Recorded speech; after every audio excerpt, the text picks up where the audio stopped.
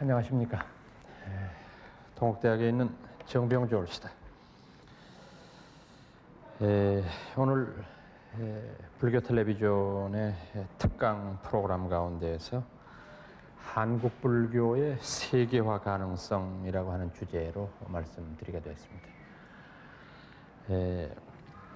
이 문제는 오늘날 세계화니 국제화니 하는 이런 문제들하고 맞물려서 우리 한국 불교가 가지고 있는 중요한 가능성을 짚어보는 모임일 수 있다고 생각합니다. 저는 평소 부처님 가르침을 믿고 따르는 불교 신자로서 또 부처님 가르침을 열심히 공부하려고 노력하는 불교 학도로서 이 문제에 대해서 제 나름대로 깊은 관심을 가지고 있었습니다. 오늘 여러분들한테 말씀드리려고 하는 한국 불교의 세계화 가능성은 여태까지 제가 부처님 말씀을 공부해 오면서 느꼈던 것에 대한 일단을 피력하는 것이라고 이해해 주셨으면 합니다. 오늘 말씀드릴 큰 주제를 세 가지로 나누어서 말씀드리겠습니다. 제일 첫 번째는 과연 세계화라고 하는 개념을 어떻게 설정할 것이냐, 그리고 세계화라고 하는 것을 주제로 했을 때 우리 한국 불교가 어떠한 세계화를 위한 노력을 해야 되겠는가 하는 점을 말씀드리겠습니다. 두 번째 큰 단원에서는 한국 불교의 특수성에 대해서 말씀드리겠습니다. 가장 한국적인 것이 가장 세계적이다라고 하는 명제가 옳다고 한다면 우리 한국 불교가 어떤 두드러진 특징을 가지고 있느냐 하는 것을 밝혀내야 되리라고 봅니다. 세 번째 마지막으로 오늘 주어진 큰 주제처럼 과연 한국 불교는 세계화될 수 있을 것인가, 세계 속의 한국 불교는 어떠한 사상적인 임무를 띠고 있는 것인가 하는 것을 결론 부분에서 말씀드리겠습니다. 먼저 세계화에 대한 이 접근 태도 내지는 관점인데, 우리가 물과 불 그리고 공기 속에서 그 고마움을 느끼지 못하고 사는 것처럼 사실은 한국 불교라고 하는 특수한 어떤 그 가치 속에 저희들이 살다가 보니까 우리들의 특징 내지는 우리들이 가지고 있는 장점을 잘 못 보는 경우가 있습니다. 오히려 이런 경우에는 객관적이고 바깥 다른 사람들의 눈길에 의해서 이게 사실은 우리의 특수성이었구나 하는 것을 이해할 수 있게 되는데, 그런데 저는 전혀 다른 시각을 가지고 이 문제에 접근할 수 있으리라고 생각을 합니다. 언젠가 어떤 중국 교포가 쓴 글을 본 적이 있는데, 저희들은 일반적으로 저희들이 살고 있는 서울 특별시를 비롯해서 전국의 이런 그 산업화된 여러 도시들을 주로 상당히 그 공해와 또는 교통 무질서 뭐 이런 것들로 얼룩진 그런 곳이다라고 하는 인식을 갖기가 쉬운데, 전혀 다른 시각에서 이 중국 교포는 저희들이 미처 모르고 있는 것을 지적을 하고 있는데, 그 사람은 우선 서울의 첫인상이 어찌 그리 깨끗하냐 하는 것이 그 사람의 첫 번째 발언이었어요. 저희들은 전혀 깨끗하다고 느끼지를 못했었습니다. 이 서울이 늘 그저 복잡하고 뭐 이런 데로만 생각을 했는데, 아마 그런 그 바깥 사람 눈으로 보니까 상당히 깨끗해 보이는 모양이에요. 그 다음에 이 사람은 참 서울에서 만난 사람들의 표정이 어떻게 그렇게 자연스럽고 발랄하냐 이런 얘기예요. 그런데 저희들은 그 문제에 있어서도 사실 저희들의 이웃이 발랄하다거나 자연스럽다고는 생각을 해본 적이 없거든요. 아마 제가 생각하기에는 요새 그 사람이 그런 말을 썼는데, 뭐 한국에 가보니까 미인들이 그렇게 많더라고. 자연스러운 미인들이 많더라고. 근데 아마 그건 화장술이 발달해서 그런 게 아닌가 하는 생각도 들었습니다. 옛날처럼 그렇게 울긋불긋하게 이렇게 붙이는 게 아니라 요새는 안 한 듯이 하고 한 듯이 안 하고 뭐 이런 게 유행하다가 보니까, 그러나 어쨌거나 간에 그런 형태로 우리의 도시를 상당히 그 아름답게 보면서 이런 조국을 가지고 있다고 하는 걸 자랑스럽게 생각한다 하는 것을 읽은 적이 있습니다.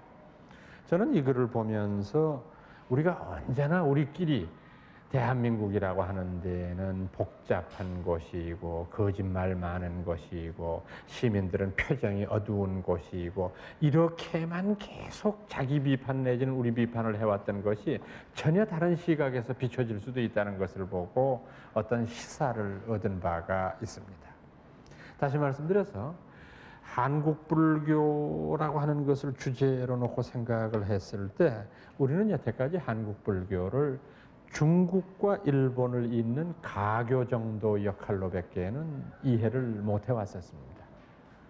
다시 말씀드려서 372년에 저희가 고구려 소수림왕 2년에 전진으로부터 불교를 받아들였고 그 다음에 그로부터 약 한 200여 년 후인 560년경에 또다시 백제에서부터 일본으로 우리가 불교를 전해주었다. 그렇기 때문에 우리 한국은 동아시아에 있어서 중국의 불교를 일본에 전해준 그런 나라다. 그리고 고대 사회에서는 한국의 불교 문화의 우수성이 지대했다. 이 정도로밖에는 저희들이 인식을 못하고 있는데 이걸 전혀 새로운 시각과 접근 태도로서 저희들이 새롭게 부각을 해야 되겠다라고 하는 생각입니다. 이 문제는 한국 불교의 세계화라고 하는 거창한 주제를 붙이기에 앞서서 과연 오늘의 한국 불교인들이 무엇을 생각하고 있고 뭘 어떻게 해야 되느냐 하는 것을 먼저 생각했을 때 세계화라고 하는 것은 저절로 이룩될 수 있다고 보는데 여기에서 한 가지 중대한 승가의 질적인 변화가 있다고 하는 것을 여러분들이 이해하셔야 됩니다. 불교 공부를 하다가 보면 한 가지 의아스러운 점이 있는데 옛날 신라 때나 고려 조선 때까지는 거의 한국의 정치 사회 문화는 불교인들이 끌어왔다고 해도 과언이 아닙니다. 전부 불교인들이 이 모든 일에 리더십을 발휘해 왔는데 현대 사회에서는 조금 부끄럽습니다만은 제가 느끼기에는 전혀 그렇지 않은 것 같아요. 불교인들이 오늘의 우리 한국 사회를 이끌고 있다고는 저희들이 자신 있게 말하기가 어려울 겁니다. 뭐 간혹 가다가 신문의 프로필을 보더라도 뭐 높이 출세한 사람들에 관한 양력을 이렇게 살펴보더라도 불교 공부를 한다, 불교를 믿는다 이렇게 대답한 이들이 거의 없다고 느껴지는데 분명히 오늘날에는 우리 고대 사회에서 불교가 누렸던 그 영광의 위치를 그대로 누리고 있지 못하다고 하는 증거가 될 수도 있다고 생각하는데 이것은 종교라고 부르는 일반적인 가치 기준이 현대 사회에서 겪어야 되는 하나의 숙명적인 축소형이라고 하는 것으로 여러분들이 이해를 하셔야 됩니다. 좀 더 정확하게 말씀드리면은 고대 사회에서는 한국 사회를 이끌어가는 정신적인 힘이 어디서부터 나왔느냐 하면 불교로부터 나왔습니다. 그건 왜 그러냐 하면은 그 당시에 불교인들은 한국 사회의 최고의 엘리트 그룹이었기 때문에 그렇습니다. 여러분들은 오늘날처럼 이렇게 교육이 일반화된 사회 속에 사시기 때문에 옛날 생각을 자칫 못하실 수가 있는데 이 고대 사회에서 글을 읽을 줄 안다고 하는 것이 얼마나 엄청난 힘이었을까 하는 거 여러분들 한번 생각해 보세요. 우리나라 경우만 해도 여성들이 글을 읽는 것을 죄악시했지 않습니까? 조선 때까지만 해도. 그 다음에 다른 이 양반들 이외의 일반 평민들의 경우에는 도저히 글을 배울 만한 그런 기회가 없었습니다. 그런데 고대 사회에서 스님네들은 절에 들어가는 순간부터 글을 배웠지요. 그 다음에 여러 신도들 앞에 말을 했어야 했기 때문에 자기 나름대로의 어떤 논리를 갖춰야 되죠. 또 고대 사회에서는 불교 문화가 선진 문화였기 때문에 절이 들어옴으로 말미암아 우리나라의 건축 구조 문화가 바뀌게 됩니다. 그 이전까지는 우리가 그냥 온돌에다가 흙토담으로 짓고 살던 것이 절에 사찰에 아름다운 건축물들이 들어오면서부터 서서히 이제 건축 구조가 바뀌게 됩니다. 또 의생활, 식생활 할 것 없이 선진 문화라고 할 수 있는 불교 문화의 도입으로 한국의 문화 자체가 선진화되는 계기가 됐던 겁니다. 이렇게 되다가 보니까 한국의 불교인들은 고대 사회에 있어서는 최고의 엘리트 그룹이었다고 봐도 무방합니다. 그런데 오늘날 우리 불교가 그와 같은 위치를 차지하고 있지 못하다는 데에서 문제가 생기게 되는 겁니다. 우선 우주적인 상상력이 있습니다. 이건 불교만이 가지고 있는 것이 아니라 모든 종교가 우주를 설명하고 있는 방법이 있습니다. 저희 불교에서 우주를 설명하고 있는 것을 경청을 해보면 이 우주의 중앙에는 수미산이라고 부르는 산이 있고, 이 수미산의 방위로 따져서 동서남북 가운데 우리가 지금 살고 있는 이 세계 지구, 여기는 남섬연부제 부근에 해당하는 모퉁이라고 봅니다. 지금 말씀드린 건 공간적인 입장이고, 그 다음에 이 높낮이로 말씀드리면 지금 저희들은 수미산의 중턱 정도에 있습니다. 크게 불교에서는 세 개를 욕계, 색계, 무색계 이렇게 셋으로 나누는데, 이 3개가 수미산 중허리를 중심으로 해서 조금 위로 올라간 게 있고 조금 밑으로 내려온 게 있습니다. 이 3개의 하늘나라를 전부 다 합한 게 33천입니다. 33개 하늘인데, 이 33개의 하늘이 수미산의 중허리 부분에 이렇게 걸쳐 있습니다. 그런데 이렇게 생각을 하는데, 고대 사회에서는 과학 문명이 발달하지를 않았었으니까 이런 불교가 가지고 있었던 우주적인 상상력이 그대로 맥혀 들어갑니다. 아, 그럴 것이다. 우리가 지금 남섬연부제 어디에 있고, 뭐 욕계가 어떻고, 저 하늘나라에는 뭐가 어떻고, 저 위에 올라가면 도솔천이 어떻고. 근데 지금 우리가 달나라로 가고 화성으로 사람이 가는 시대입니다. 올라가 보니까 뭐 욕계, 색계, 수미산 이런 게 별로 눈에 안 띕니다. 다시 말씀드려서 이 불교가 가지고 있었던 우주적인 상상력 내지는 설득력 있는 이런 가르침들을 현대사회에서는 누가 이걸 가져갔느냐 하면 과학자라고 부르는 사람들이 다 가져갔습니다. 불교가 옛날에 누리던 그 우주적인 상상력의 분야는 과학자들이 다 가져갔습니다. 그 다음에 아까 말씀드렸습니다만 불교의 스님네들이 가지고 있었던 정신적인 권위 내지는 지적인 어떤 그 우월성이 있었는데, 이건 오늘날 누가 다 뺏어갔느냐 하면 대학이 다 뺏어갔습니다. 뭐 반드시 그런 건 아니겠습니다만은 대학에서 이제 이 학력의 기준을 따져봤을 때 요즘 우리가 공부를 제일 많이 한 사람을 박사라고 합니다. 그러니까 이제 대학을 마치고 석사과정도 마치고 박사과정까지 마쳐서 학위를 얻었으니까 뭐 아직까지는 박박사는 없으니까 그 위에는 없으니까 박사하면 학력으로서는 제일 공부를 많이 한 사람이라고 그러는데, 그럼 이 박사라고 부르는 사람들이 차지하고 있는 퍼센테이지가 어떻게 되는가 한번 생각을 해보십시오, 여러분들. 지금 대학 교수라고 부르는 사람들은 여러분들도 신문에 공고를 보시면 알지만 아예 전임 강사로 응모하는데 박사 학위가 없으면 응모의 자격조차가 없습니다. 아예 응모도 못해요. 뽑히고 안 뽑히는 건 떠나가지고. 그러니까 고학력과 최고의 학자적인 권위를 지닌 사람들은 지금 어디에 가 있느냐. 더 이상 불교나 기독교나 이런 종교에 몸담고 있는 게 아닙니다. 대학에 들어가 있습니다. 이러다가 보니까 아까 말씀드린 대로 지적인 권위는 불교가 가지고 있었던 것을 많은 부분을 대학에다가 양도하지 않을 수가 없습니다.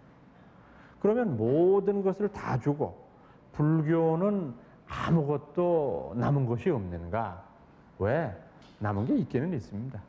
우리 불교가 여러 가지 면에서 현대사회를 기도하고 현대산업사회를 이끌어 나갈 수 있는 불교만이 가지고 있는 어떤 특수한 면이 있습니다.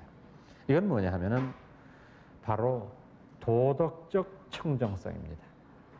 제 아무리 과학이 발달을 하고 제 아무리 박사 아니라 우박사라고 하더라도 독신을 지키면서 채식을 위주로 하는 그런 경건한 수도 생활을 흉내내지는 못하고 있지 않습니까? 이건 무슨 말씀이냐 하면은 우리 불교가 세계화할 수 있는 가장 그 밑거름에 있는 것은 이런 한국 불교만이 가지고 있는 특수성이 있다고 하는 것을 이해하셔야 되리라고 봅니다. 그러면 이제 저희들의 두 번째 큰 주제인 한국 불교의 특수성에 대한 문제를 말씀드리고자 합니다. 한국 불교는 금년으로 1600년 남짓한 장구한 역사를 가지고 있습니다. 고대 사회에서 오늘에 이르기까지 한국의 문화를 주도해온 가장 중심적인 역할을 해왔다고 하는 데에는 아무런 이론의 여지가 없으리라고 생각합니다. 우리 한국 불교가 가지고 있는 여러 가지의 장점, 그리고 동시에 여러 가지의 단점, 이런 것들이 많이 있을 수 있다고 생각을 합니다.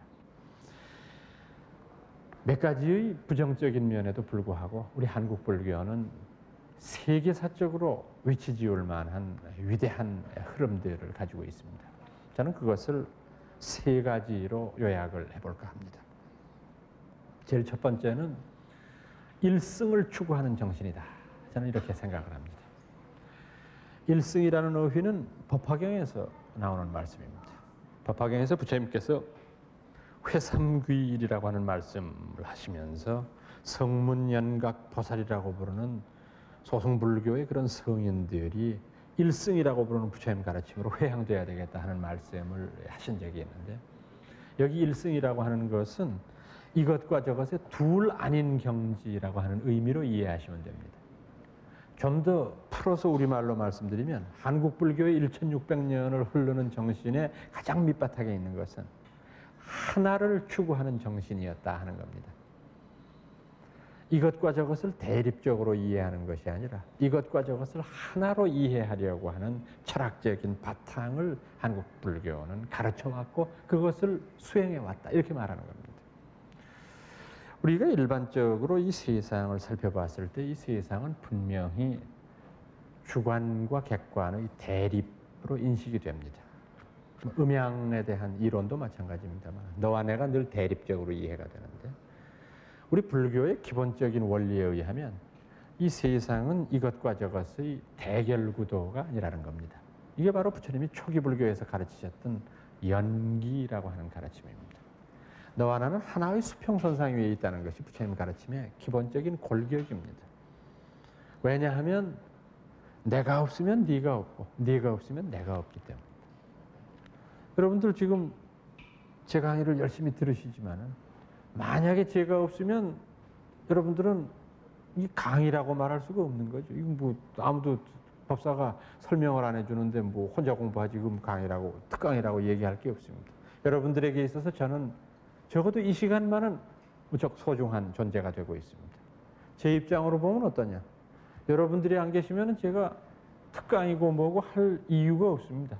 제가 미치지 않은 다음에 혼자 산에 올라가서 나무하고 바위 앞에 놓고서 일승이 어떻고 부처님법이 어떻고 이런 얘기를 할 까닭이 없습니다. 여러분들한테, 저한테는 여러분들이 참 이 강의를 위해서는 들어주시기 때문에 소중한 거죠. 그러니까 저 입장으로 보면 청중이 없으면 나는 없는 게 됩니다. 여러분들 입장이 되면 그게 바뀌게 되니까 법사가 없으면 나는 없다라고 하는 그런 인식의 공감대를 갖게 됩니다. 이 세상의 모든 사물의 인과관계가 그렇다는 겁니다. 우리들 눈에 보이지는 않는데 그 내막을 우리가 깊숙이 들여다봤을 경우에는 모든 것과 저희들은 끊을래야 끊을 수 없는 인과관계를 맺고 있다는 겁니다. 이 인과관계를, 끊임없는 관계를 우리가 좀 더 생산적인 방향으로 풀어나가고 이해해야 되겠다는 게 불교의 기본적인 가르침입니다.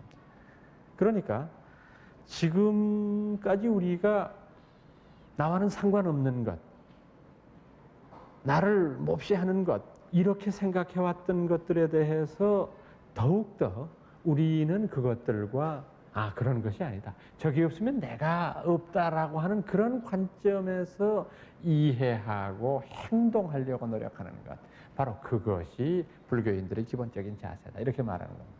그러니까 한국 불교는 이분법을 버리고 일승을 추구하는 정신을 1600년 동안을 수행해왔다, 이렇게 말할 수가 있습니다. 그래서 이 세상의 모든 대립이 조화와 평화로 회향이 되고 악과 불의가 모두 기본적인 선의 토양 위에 함유가 되면서 궁극적으로는 너와 내가 하나가 되는 기쁨을 누리자, 이것이 한국 불교의 일승적 특징의 목표였다, 이렇게 말할 수가 있다는 겁니다. 저는 이 일승을 추구하는 정신은 우리 불교의 기본 정신일 뿐만 아니라 한국 불교가 가지고 있는 매우 아름다운 정신이라고 생각을 합니다. 예컨대 중국이나 일본의 불교를 평해 보면은 그것은 명백하게 종파 불교입니다. 중국의 경우도 그렇고 일본의 경우도 그렇고 일본에도 제가 여러 차례 그 사찰에서 이 하는 그 행태를 살펴봤습니다마는 정토정계통의 일본 사찰에서는 우리가 지금 이렇게 얘기하는 일반적인 법회 의식이라는 게 하나도 없습니다. 거기는 그냥 법당에 이렇게 들어가면은 부처님한테 참배 올리고 난 다음에 조그만하게 여러분들 앉아 계시는 그 좌복 앞에 요만한 목탁이 하나씩 있는데 그 목탁을 가지고 나무아미타불, 나무아미타불, 나무아미타불, 나무아미타불 해가지고 그 목탁만 어떤 사람은 108번 하고 어떤 사람은 1000번 하고 이렇게 하고서 그냥 나가버립니다. 우리가 지금 얘기하는 대로 뭐 삼귀하고 반야심경하고 정법가하고 법회 이런 거 없습니다. 정토정에서는 철저하게 나무아미타불만 해라 이겁니다. 다른 건 없습니다. 조동종이라든지 기타 선종에서는 우리나라 선원에서도 조금 그런 경향이 없는 건 아닙니다만은 뭐 이건 아무것도 없이 그냥 들어가면서부터 나올 때까지 참선만 하고 나오는 거지 다른 뭐 의례가 있는 것은 아닙니다. 백화가 난만했던 중국 불교의 경우에도 천태종이라든지 화엄종이라든지 남산율종, 삼론종 이 모든 종파들이 부처님 가르침의 일부분을 침소봉대하고 확대해서 이것만이 제일이라고 주장해서 하나의 종파를 이룩했었습니다. 물론 우리 한국 불교에도 여러 종파들이 있는 것은 사실입니다. 그런데 우리 한국 불교는 재미있는 것이 어떤 종파에 들어가든 간에 하는 법회의 의식은 다 똑같아요. 지금 우리나라에도 불교 종파가 여럿 있는데 저는 참 이해할 수 없는 게 있어요. 어느 종파든지 가보면은 종조는 부처님이고 중흥조는 원효의상이고 소위경전은 육조당경이고 금강경이고 화엄경이고 법화경이고 그래요. 법회 시작할 때 보면 삼귀 반야심경이고 끝날 때 보면 사홍서원으로 끝나고 뭐가 다른지를 잘 이해가 안 됩니다. 이건 무슨 뜻이냐면은 한국 사람들의 종파 개념이라고 하는 것은 다른 나라에서 생각하는 종파 개념이 아니고 우리나라의 경우에는 이 종자가 마루종자인데요. 마루종자는 뭐냐면 여러 부처님 가르침 가운데에서 84,000이라고 흔히 말하지 않습니까? 자기들이 생각하기에는 이 가르침이 가장 핵심적이라고 생각하는데 다른 것도 다 마찬가지다. 이런 사고방식이 있다는 겁니다. 그래서 우리나라의 원효 같은 분은 통상 우리가 그 사상의 핵심을 회통적인 특징을 가지고 있는 거라고 말하는데 회통이라는 건 뭐냐면 여러 갈래의 사상들을 하나로 연결시키는 그런 그 특수성이 있다고 보는 겁니다. 바로 이제 이런 것을 종합을 해봤을 때 한국 불교의 일승정신이라고 하는 것은 매우 위대한 특징을 지니고 있는 것이라고 생각합니다. 두 번째로 한국 불교의 특수성을 저는 호법적인 특징이라고 생각을 합니다. 여기에서 제가 쓴 용어 가운데에서 호국이라고 하는 말하고 호법이라는 말을 여러분들이 구분해서 들으셔야 됩니다. 흔히 한국 불교를 호국 불교다 이렇게 얘기를 하는데 그것은 불교를 너무 좁혀서 설명하는 거라고 저는 이해를 합니다. 만약에 불교가 우리나라를 지키는 종교라고 한다면 그것은 불교가 국수주의에 불과한 것이 됩니다. 이래서는 안 되겠다는 겁니다. 부처님 가르치면 국경이 있을 수 없는 거기 때문에 좁은 의미로서의 국수주의를 초월하는 것이 호법주의다. 저는 이렇게 생각을 합니다. 국이라고 하는 나라국자의 개념을 바로 오늘날 우리가 살고 있는 한반도 여기다가 국한시켜서 생각하시는 것은 너무 좁은 생각이라는 겁니다. 여러분들 그런 생각 해보셨습니까? 일본 사람들이 우리나라를 침범했을 때 말입니다.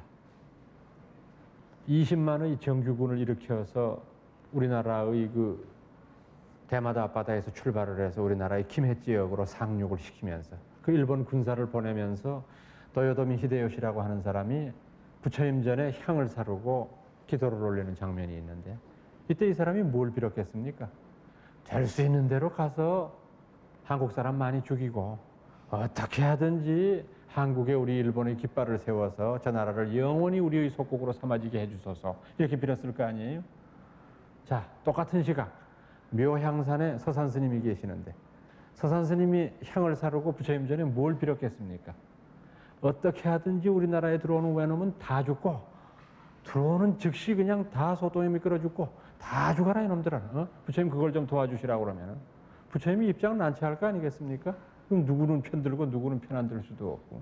다시 말해서 부처님께서 우리들에다 가르쳐 주려고 했던 것은 어떤 특정한 나라를 지키는데 자기의 이데올로기를 써먹어라 이런 뜻은 아니라고 저는 생각합니다.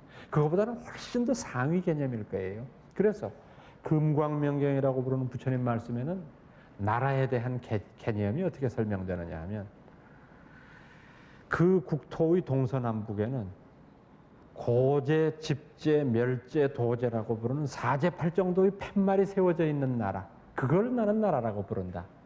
이건 오늘날 우리가 얘기하는 국가라는 개념보다 훨씬 더 크고 넓은 거 아닙니까? 한번 생각을 해보십시오. 신나는 일이죠. 괴로움의 진리, 괴로움의 원인에 관한 진리, 괴로움을 벗어나는 열반의 진리, 그리고 팔정도의 진리, 이런 것이 대지의 팻말로 붙어 있는 나라. 바로 그 나라는 오늘날 우리가 무슨 뭐 국경선을 새끼줄로 쳐놓고 뭘 노란 페인트줄로 쳐놓고 여기 넘어오면 총 쏜다, 이런 국가적인 개념이 아닐 거예요. 무한한 어떤 그런 좀 더 정확하게 말씀드리면 정법을 사모하는 백성들이 사는 국토, 이게 그분이 말하시는 나라입니다. 근데 오늘날은 그렇지가 않거든요. 나라 그러면 아주 좁은 건 나라는 한국, 중국, 일본 뭐 이렇게 조금 좁은 거니까 호국불교 이러다가 보니까 마치 우리나라는 우리나라 지키고 외인들은 외인 지키고 중국인들은 중국인 지키고 이렇게 해서 불교인들끼리 서로 무슨 국수주의에 싸움을 붙이자는 것 같이 이해가 되는데 그렇게 해서는 안 된다는 겁니다. 그래서 저는 호국이라는 말 대신에 호법 이런 말을 써요. 법을 지키는 것. 법이라는 게 뭐냐? 법이라는 게 부처님의 진실한 가르침입니다. 여러분들 이 점을 잘 이해하셔야 되는데 우리가 흔히 불법성 이 셋을 삼보라고 얘기를 합니다.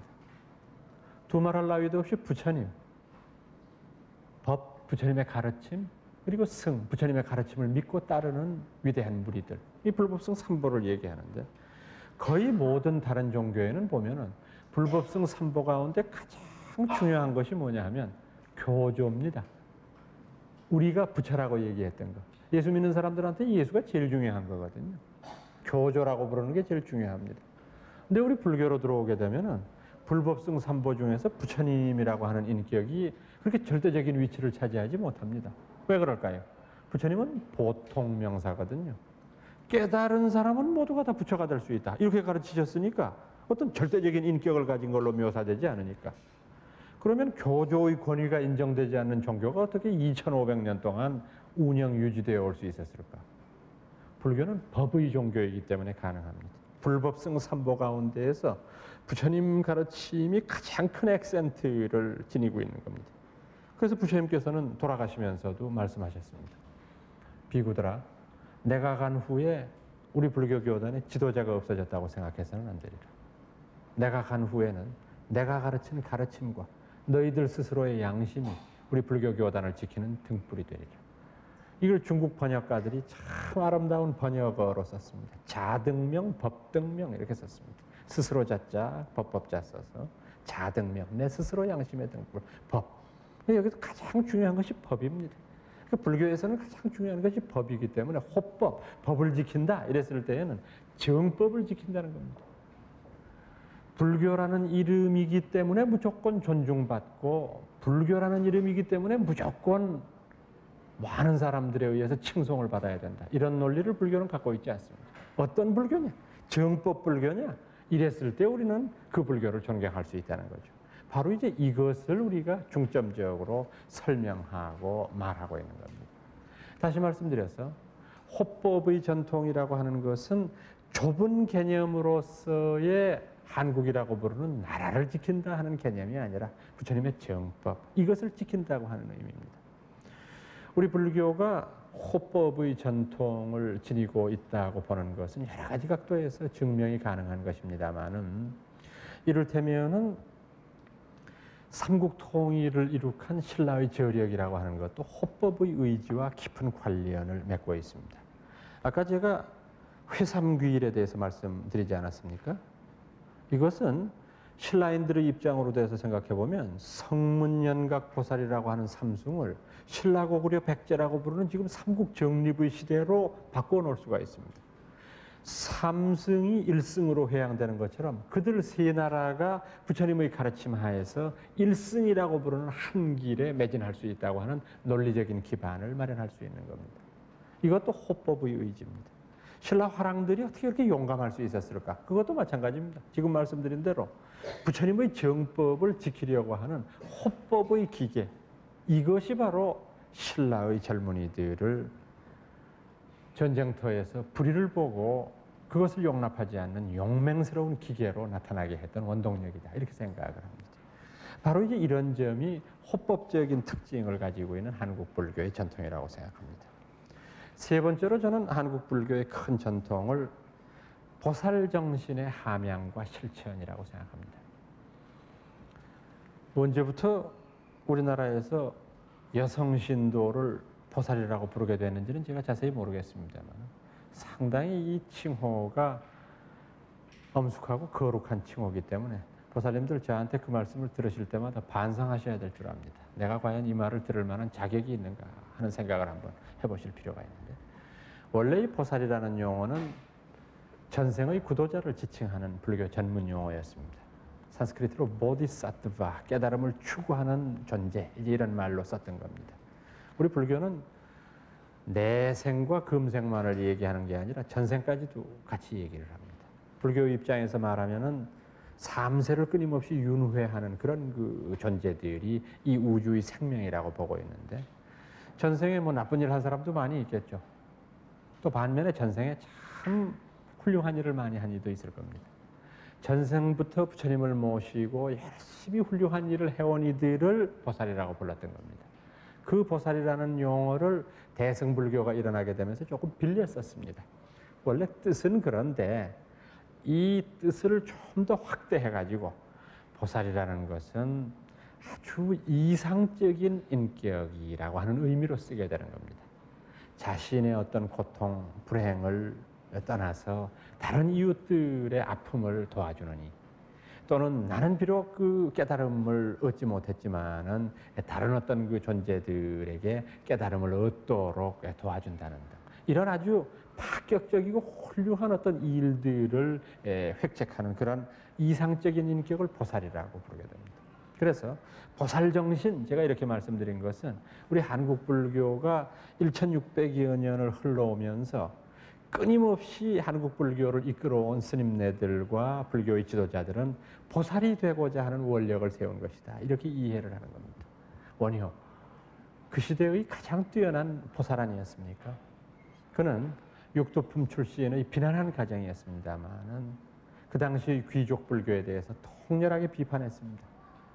금난가사 입고 백마 타고 대궐 출입하는 것, 이게 불교 아니다. 불교는 아픈 사람, 상처받은 사람, 그 중생들의 가슴 속에 희망과 용기를 주는 것, 그게 바로 부처님 가르침 아니냐. 그렇게 생각했을 때 그 용기를 불러넣어주는 힘이라는 게 뭐냐? 귀족 불교가 아닌 대중 불교여야 된다, 이런 주장한 사람입니다. 그러면서 자기 스스로도 광대처럼 바가지를 두들기고 노래를 만들어 부르기도 하고 연부를 하면서 어린아이들을 교화하기도 하고, 그 사람 행적을 이렇게 보면은 그분은 우리나라 최초의 신체장애자에 대한 포교도 시도한 어른입니다. 그 사람 친구 가운데 뱀복이를 교화한 게 바로 그 사건입니다. 뱀복이라고 하는 아이가 신체 부자유합니다. 이 아이를 원효 스님이 교화하시면서 나중에는 결국 그 아이의 어머니를 장사 지내는 장면이 삼국유사의 묘사가 되어서 나옵니다만, 원효는 분명히 한 시대를 이끌었던 위대한 별이요, 위대한 철학자였을 뿐만 아니라 종교적인 관점에서 말하면 위대한 보살이었습니다. 의상의 경우도 마찬가지입니다.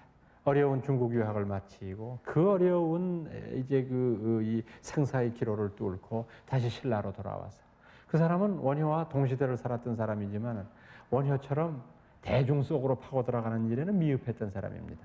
그러나 그 사람은 태백산 부석사에서 평생을 자기 제자들을 키우고 당시로서는 최고의 선진학문이라고 할 수 있는 화엄학의 가르침을 백성들한테 쉽게 전하기 위해서 일생을 바쳤던 사람입니다. 그 사람이 산속에 있었다고 해서 결코 이 세상의 세속적인 일을 무시했던 사람은 아닙니다. 문무왕이 삼국을 통일하고 난 다음에 고구려와 백제의 고토에서 자꾸 유민들이 반란을 일으켜서 견딜 수가 없습니다. 그래서 할 수 없이 요즘식으로 얘기하면 통행금지령을 발동하고 그 다음에 경주로 들어오는 길목에다가 성을 쌓습니다. 성을 쌓아가지고 들어오고 출입하는 사람들 출입증 검사하고 하였습니다. 신라 사람들 간에 원성이 자자했습니다. 도대체 정치를 어떻게 하길래 저 모양이냐. 통일 이전에는 통일만 되면 행복할 것 같이 얘기를 하더니 통일되고 난 다음에 더 골치 아파. 자꾸 성싸을 하고 나오라고 그러지. 뭐 이게 그래서 이거 문무왕이 성군이 있는 줄 알았더니 성군이 아니다. 이런 그 원성이 얼마나 컸든지 태백산에 계시는 의상스님 귀에도 들렸습니다. 의상스님이 반월성으로 나가셨습니다. 그래서 상소문을 올렸습니다. 그 상소문의 내용 가운데 이런 말씀이 있습니다. 대왕께서 만약에 올바른 정치를 펴신다고 하면 땅 위에 금을 그어놓고 넘어오지 말라 명령하시면 개미 한 마리 넘어오지 못하는 법입니다. 그러나 대왕께서 올바르지 못한 정치를 행하신다고 하면 만리장성을 쌓는다고 할지라도 하루 저녁에 무너지는 법입니다. 문무왕이 의상스님 앞에 무릎을 꿇고 빌었습니다. 스님 잘못했습니다. 제가 지금부터 덕 쌓는 일에 노력하겠습니다. 그날로 문무왕이 성 쌓는 일을 중지하고 자기의 어떤 그 선정을 베풀기 위해서 노력합니다. 여러분 이런 일들이 간단한 일 같습니다만 상당히 용기 있는 발언이었고 용기 있는 행동이었다고 생각합니다. 바로 이런 것들이 그 일세를 풍미했던 보살들입니다. 고려로 넘어와서도 마찬가지입니다. 대각국사의천, 중국의 천태종을 전했던 채관, 그리고 고려의 중후기 이후에 선교 양종을 하나로 통합한 위대한 업적을 남겼던 보조국사 진울, 고려의 마렵에 활약했던 태고보우, 나홍해근, 백운경한, 위대한 당시로 봐서는 새로운 선풍들을 도입한 인물들이었습니다만 그들이 모두가 다 부처님의 위대한 가르침대로 보살이 되려고 하는 서원을 가지고 살았던 사람들입니다. 저는 이와 같은 위대한 보살 정신을 함양하고 이것을 실천해 오려고 노력했던 것이 한국 불교의 위대한 흐름이었다고 이해를 하고 있습니다. 물론 때에 따라서는 그와 같은 보살의 기계 내지는 그와 같은 위대한 그 가르침들이 현실적인 어려움 때문에 잠시 정법의 나래가 자취를 감춘 적도 없는 것은 아니었습니다. 대표적인 것이 조선 500년입니다. 조선 500년 동안의 억불정책이라고 하는 것은 여러분들의 상상 이상이십니다. 태종 때에는, 조선 태종 때에는 이미 스님네들을 죄인 취급을 해서 도성 출입을 금지시켜 버렸습니다. 그 다음 임금인 세종 때에도 마찬가지입니다. 심지어는 지금 파고다공원이라고 부릅니다만 원각사 부근에 남아있는 절의 그 종, 이걸 녹여가지고 병장기 만드는 데 쓰고 도금되어 있는 부처님 상의 불상대 거를 전부 긁어내가지고 그거를 녹여가지고 금으로서 사용을 합니다. 그리고 관청으로서 사용을 하고 나중에 이 절은 세조 때 다시 잠시 부흥을 했었습니다만 마지막에는 끝내는 그 연산군 때는 기생방으로까지 처참하게 이렇게 그 변모하게 됩니다. 완전히 정책적으로 부처님의 가르침을 매몰시키려고 했던 이런 불행한 500년이었습니다. 그러나 부처님의 가르침은 겉으로는 자취를 감춘 것 같이 보이고 깊은 산속으로 빠져들어간 것 같이 보이면서도 온 한국 백성들의 가슴을 적시는 유일한 정신적인 위안처였다고 저희들은 자부하고 있습니다.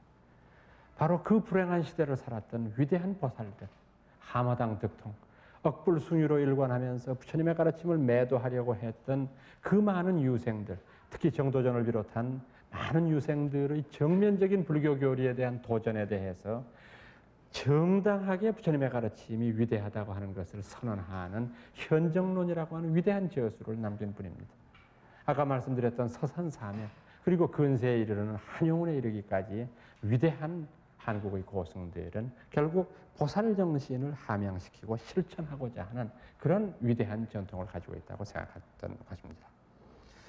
이제 마지막으로 이런 한국적인 특징을 가지고 있는 우리 불교를 과연 세계화할 수 있을 것인가, 그리고 세계화한다고 하면 어떤 가능성이 있을 것인가 하는 것을 결론 부분에서 말씀드리겠습니다.